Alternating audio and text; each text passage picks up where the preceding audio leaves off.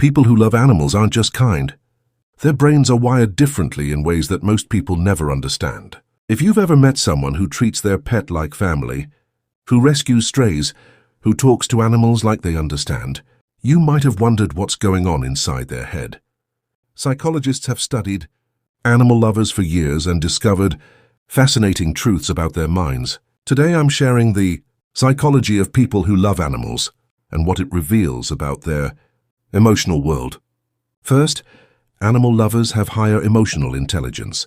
Research shows that people who form strong bonds with animals score higher on measures of empathy, compassion, and emotional awareness.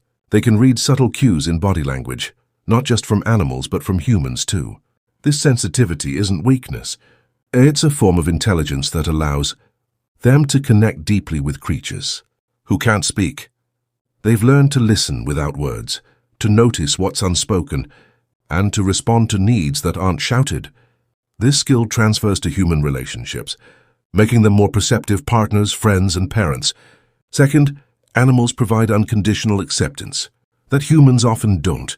Here's a dark psychological truth. People who've been hurt by humans often turn to animals because animals don't judge. An animal doesn't care about your job, your appearance, or your past mistakes. It doesn't gaslight you, betray your trust, or use your insecurities against you. For someone who's experienced emotional abuse, neglect, or betrayal, the loyalty of an animal can be the first safe relationship they've ever known. The animal becomes a bridge back to trust, a way to practice love without fear.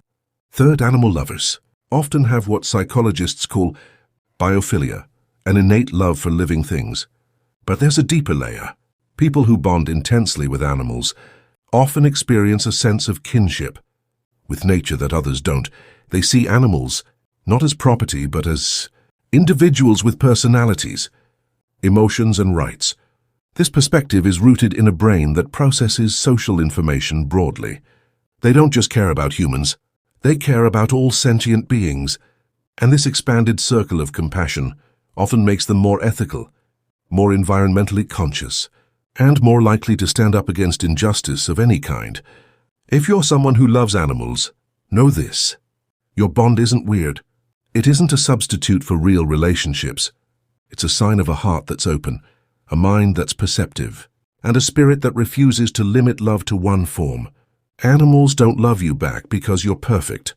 They love you back because they sense who you truly are, and that's a gift most people never receive.